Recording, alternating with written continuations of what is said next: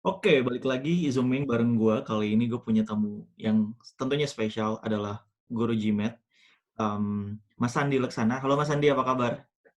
Halo, halo, selamat siang, pagi, sore. Gimana Mas, kondisi sehat Mas? Alhamdulillah sehat, Oke. alhamdulillah sehat. Ya, thank you nih Mas udah bersedia untuk Zooming bareng gue ya Mas untuk mengenai kita akan banyak nanya ke Mas Sandi tentang GMAT. Sebelumnya gue mau jelasin dulu Mas Sandi ini dulu mendapatkan beasiswa Habibie untuk kuliah di TU Delft, Belanda.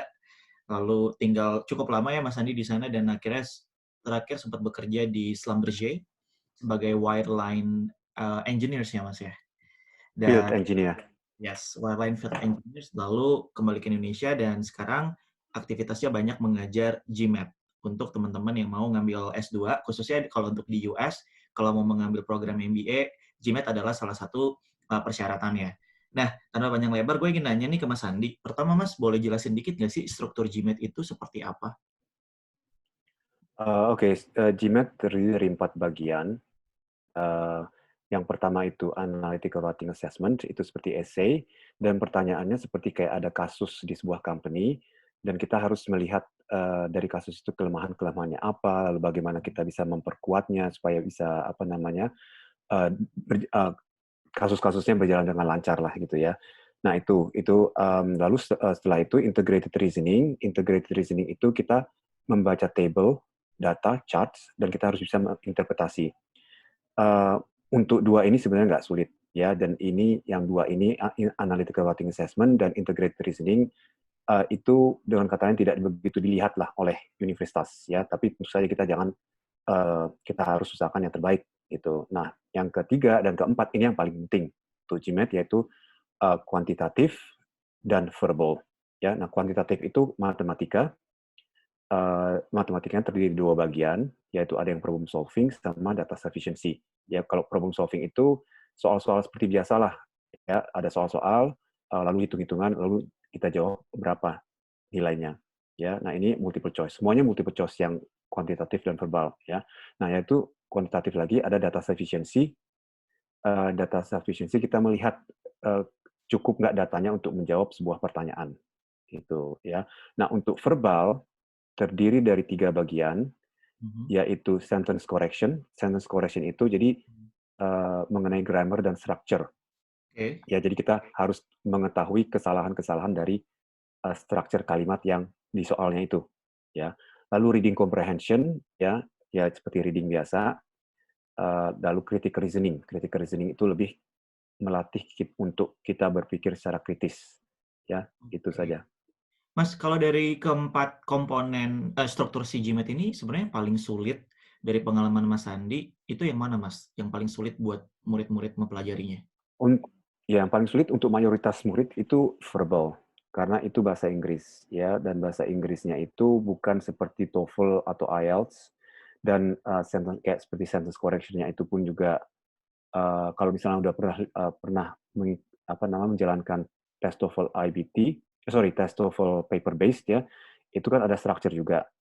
Nah itu dibanding sama sentence correction-nya GMAT di TOEFL itu jauh lebih gampang ya. Oke. Lalu readingnya itu selain panjang juga kadang-kadang kata-katanya vocabulary-nya juga kurang familiar Mhm. ya, dan dia lebih ke kayak inference yang tersirat gitu. Jadi tidak straight to the point, tidak secara langsung bisa dapat jawabannya di passage-nya.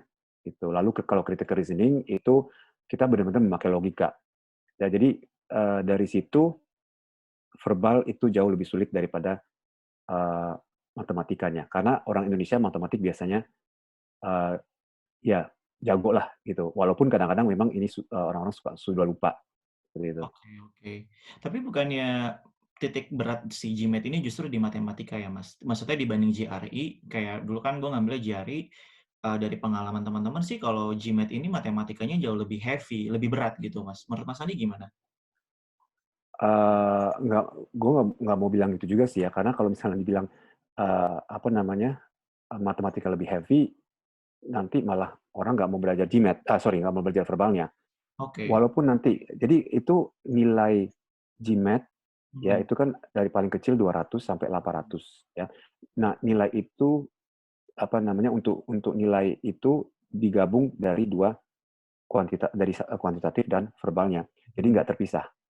Jadi kalaupun kita nilai kuantitatif kita bagus, ya sangat tinggi, tapi nilai verbal yang kita sangat rendah atau rendah, nah itu kita juga tidak mungkin bisa hanya 400 atau 500 gitu. Padahal kita ya targetnya lebih dari itu, jauh lebih besar dari itu. Eh, Kalau misalnya bebannya lebih matematik sih, ya nggak juga sih. Oke. Intinya adalah kita harus fokus ke dua-duanya itu. Oke. Mas, kalau skor si GMAT ini rentangnya dari berapa sampai berapa sih, Mas? Oke, yang tadi gue bilang dari 200 sampai 800 seperti itu. Oke. Dan Oke. ingat ya, ini nilai yang 200 sampai 800 itu hanya kuantitatif dan verbal digabung, ya. Jadi untuk analytical writing assessment sama Mhm. integrated reasoning itu terpisah seperti itu. Oke. Oke. Jadi, Nah. jadi harus tahu bahwa 200 sampai 800 itu hanya kuantitatif dan verbalnya. Mhm. Nah, kalau tiap sekolah, kalau dari pengalaman Mas Andi lihat sendiri, mereka itu menitik beratkan, ada yang menitik beratkan verbal aja, atau kuantitatif aja, atau mungkin secara general karena GMAT ini khususnya untuk ngambil NGA, tentu mereka akan sangat fokus banget ngelihat di kuantitatif, Mas. Terserah deh verbal yang jelek misalnya, tapi dia kalau Oh, kuantitatifnya bagus, mereka lolos gitu. oh enggak. Mereka nggak bilang titik berat di mana. Hanya sebagian kecil aja yang kayak matematik, tapi mayoritas itu semuanya dua-duanya. Dua-duanya Gitu. Jadi matters nggak ada gitu ya, yang Mas, ya? titik, jadi nggak ada titik berat ke matematik atau ke Oke. verbal aja. Mhm. Mas, matematika GMAT ini bedanya kalau sama kayak pas gua dulu SMA atau SMA lah katakan, tingkat kesulitannya bedanya di mana sih, Mas? Atau struktur bentuknya gimana sih? Lebih banyak apa sih yang dibahas di matematika GMAT ini? Eh, di matematik GMAT itu sebenarnya matematika apa namanya matematika dari SD, SMP, SMA Oke. ya. Apa namanya ada segitiga, ada lingkaran, ada apa namanya soal cerita, ada apa namanya tuh algoritma, aljabar gitu. Yang pasti di GMAT matematika ini tidak ada trigonometri yang sin cos tan itu dan tidak ada kalkulus. Oke, itu nggak ada Eh, ya? Oke. nggak ada. Nah, kalau untuk tingkat kesulitan ya mungkin eh, secara logikanya ya mungkin lebih sulit gitu. Tapi intinya kalau basic-nya udah kuat, itu akan gampang untuk supaya bagus di matematikanya. Oke. Jadi Di bisa basic matematika SD, SMP, SMA gitu ya. oke. Mas, bener nggak sih kalau misalnya kita, kan ini multiple choice semua nih, pilihan ganda. Kalau kita klik pertanyaan itu benar, maka pertanyaan selanjutnya dia akan lebih sulit? Nah, ya untuk ini yang GMAT ini yang untuk kuantitatif dan verbal itu istilahnya CAD, CAD ya, Computer Adaptive Test. Jadi kalau nomor satu itu benar, ya nomor dua itu soalnya lebih sulit dan bobotnya juga lebih berat. Nomor dua benar, kembali lagi nomor tiga bobotnya lebih berat, soalnya lebih sulit. Seperti itu terus menerus. Oke. Jadi nilai kita tergantung dari uh, bagaimana kita mengerjakan soal-soal di awal-awalnya. Dan kita juga harus tahu bahwa bukannya hanya benar atau salahnya, tapi kita harus benar dan ada batas waktunya juga, katakanlah di apa namanya di perhitungan nilainya itu. Oke oke. Kalau misalnya tandanya dia ada sistem minus nggak sih, Mas? Kalau misalnya salah jawab, skor skor yang udah ada berkurang? Ya, jadi kalau sorry, tadi kalau misalnya benar kan soalnya lebih sulit Mhm. dan bobotnya untuk nomor dua katakanlah itu bobotnya lebih berat. Tapi kalau nomor satu salah, kita dapat nomor dua lebih gampang dari nomor satu dan bobotnya lebih ringan. Oke, Dengan baik. kata lain, Bobotnya ya ya? dengan kata lain itu Oke. ya dengan kata lain ada minusnya. Tapi Mmm, kita nggak tahu itu karena algoritma perhitungannya tuh complicated sekali dan hanya apa namanya GMAT-nya yang tahu gimana ini. oke oke. Mas, waktu persiapan yang paling ideal sebelum mengambil GMAT ini berapa lama sih, Mas? Dan berapa kali harus tes? Berapa lamanya kembali lagi ya kalau misalnya orang nggak kerja dan disiplin itu dalam 2-3 bulan bisa. Dengan kata lain ya harus berlatih terus setiap hari 8 jam minimal Jam, oke. ya. Ya, kalau nggak kerja. Tapi kalau kerja, kan susah dong 8 jam. Paling bisa Mhm. 1 jam, 2 jam. Oleh karena itu, gue selalu bilang, kalau mau, eee, mempersiapkan GMAT, luangkan waktu selama setahun atau sampai 2 tahun. Mmm, Ya, oke. karena apa? Karena orang kerja itu mungkin biasanya hanya latihan sehari, sejam atau 2 jam, ya itu nggak bisa. Tapi, dalam arti nggak bisa cepat ngambil GMAT-nya. Ya Mhm, makanya, persiapannya tuh lama antara ya setahun, 2 tahun, seperti itu. oke. Tapi ada sih yang berhasil juga kalau misalnya oke tergantung lagi juga gimana nih anak ini basic-nya, basic matematik sama basic Inggrisnya. Mhm Kalau mhm Inggrisnya udah jago, matematikanya udah jago, itu orang kerja, terus belajar dalam 6 bulan atau mhm. 4 bulan, 6 bulan pun juga bisa, gitu. Oke oke Jadi, untuk kalau misalnya ditanya rata-rata, itu ya mungkin 1 tahunan. oke. Kalau dari Mas Sandi lihat sendiri nih, murid-murid Mas Sandi kan udah banyak nih yang masuk ke kampus-kampus juga ternama di Amerika gitu. Rata-rata tuh rata-rata skor mereka untuk bisa masuk kayak waktu itu gue pernah dengar ada yang ke INSEAD, ke Cornell, macam-macam itu rata-rata berapa sih Mas skor mereka? 700-an lah, 700, 710 gitu. Kalau yang ke Cornell pernah mungkin 740. 780. Eee, ap heeh. Nah, kembali lagi, ya gue harus kasih tahu bahwa GMAT itu bukan satu-satunya, Mhm, ya. Jadi kalau misalnya ada yang ditawar ke INSEAD, itu 680, yang biasanya harusnya 740. Dia mhm. 680 diterima, karena apa, dia udah 780 pengalaman ya? kerjanya udah mungkin 15 tahun, udah Mhm mhm. ya seperti itu. Jadi pengalaman kerja pun sangat penting. Biasanya orang-orang yang mau, apa namanya, eee, ambil MBA itu hanya punya pengalaman 2 tahun kerja, yaitu harus minimal 700. Kompensasinya dinilai GMAT mereka karena Iya, pengalaman. kalau misalnya pengalaman kerjanya hanya sedikit, hanya 2 tahun gitu. Mhm, oke.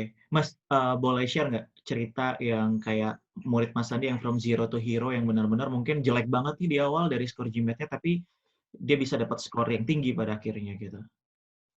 Oke, jadi, gue punya murid, ini kalau bilang skor tinggi banget sih enggak, tapi jadi gini, gue selalu melihat bagaimana effort-nya, ya, effort Usaha dia gitu ya? murid iya, Mmm, effort murid, belajarnya. Ya, jadi kalau misalnya katakanlah gini, kalau kita mulai belajar udah dapat 600, baru mulai belajar 600, terus kita dapat 700 atau 750 ya biasa. Tapi mhm ini gue punya murid yang sudah umur 40, perempuan, mhm, ya. Nah, dia tinggal, di Gading Serpong dan kerja di Cengkareng. mmm, Datang ke tempat gue, dia bilang, mau belajar GMAT dan Inggrisnya pun jelek karena waktu itu ingat, dia dapat TOEFL IBT, oke, itu mmm, reading-nya 17. Itu reading-nya rendah sekali. Iya, dan gue bilang, "Waduh nggak bisa ini, karena ini terlalu rendah." Tapi mmm, dia maksa, mhm, ya, dan akhirnya okelah berjalan. Dia dari Gading Serpong ke Cikini, itu mungkin dari sana jam 4:30 pagi sampai di Cikini jam 6, lalu mulai les, sekali seminggu selama 5 jam tiap kali les. Nah, terus selama mungkin 6 bulan, 8 bulan, dan akhirnya dia dari katakanlah yang matematiknya pun juga lupa sama sekali ya, yang benar-benar nol, mmm, dan akhirnya dia bisa dapat 640. Dan itu pun 640, dan oke selama setahun. Dan, gue benar-benar ya bangga lah sama dia. oke oke. Karena karena ya lihat, eee, kemauan yang kerasnya itu. Ya karena gue juga punya murid yang mestinya pintar tapi malas, ya akhirnya nggak dapat juga gitu. Skor yang tinggi gitu ya? Iya, Oh, jadi intinya itu kita harus punya kemauan keras, disiplin yang keras, dan niat sih semua ya, gitu. Mas, terakhir nih Mas, si GMAT ini kalau dari Mas Andi ngelihat, kan di sini kita struktur soalnya itu kan banyak mengenai problem solving, interpretasi data, baca grafik, atau, nggak hanya sesuatu yang sifatnya kayak ujian nasional atau ujian-ujian biasa gitu.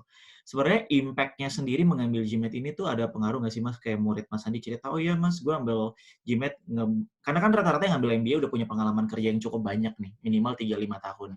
Itu impacting ke mereka juga nggak sih sebagai mungkin manajer atau bekerja di mana pun itu?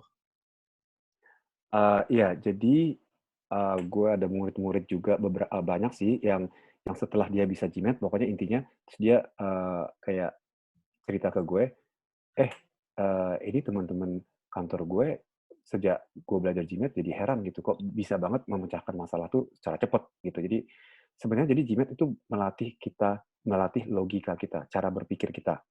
Jadi bukan hanya kayak matematik aja, tapi juga verbalnya itu benar-benar melatih logika kita karena bagaimana kita memecahkan suatu masalah dan kita harus pakai logika yang tajam. Begitu juga Oke. dibantu oleh matematiknya yang juga kita apa namanya memecahkan masalahnya dengan logika. Jadi GMAT ini ya ini adalah tes logika sebenarnya. Hmm. Dari situ logika kita dilatih untuk supaya tajam. Yang akhirnya kita bisa bukan hanya untuk tesnya aja, untuk tes GMAT, tapi lebih dipakai kesehari-harian. Keseharian juga jadi, berpengaruh juga ya, Mas, ya? Karena otaknya jadi jauh lebih Pasti, terlatih. pasti. Oke. Iya, jadi lebih cepat, cara berpikir lebih cepat dan lebih Oh, fokus di permasalahannya itu. Kadang-kadang orang suka melenceng dari permasalahan. oke oke. Oke, Mas Andi, Mas, thank you banget nih untuk atas waktunya. Semoga nanti, dan sebagai FYI, Mas Andi juga sebenarnya kan juga, punya kursus GMAT di Cikini ya, Mas. Nanti mungkin gue bakal write down, akan tulis di deskripsi di video YouTube ini buat teman-teman yang tertarik untuk kelas GMAT, seluk-beluknya. Waktu itu gue ngambilnya GRE sama Mas Sandi, which is ya 11-12 lah ya, Mas, ya, gitu. Mmm, Ya, ya kurang lebih. Mungkin tapi verbalnya aja tapi GRE. verbalnya jauh lebih sulit ya. Ya lebih Verbalnya jauh lebih sulit karena GRE. lebih harus menghafal vocabulary Betul, kayak lebih banyak hafalan kalau, GRE ini. GRE. Mas Andi, thank you banget waktunya, sampai ketemu Sama-sama, makasih banyak Ki ya, sampai ketemu udah lagi diundang. waktu ya, Mas, ya. Thank you, Mas. Oke, thank you.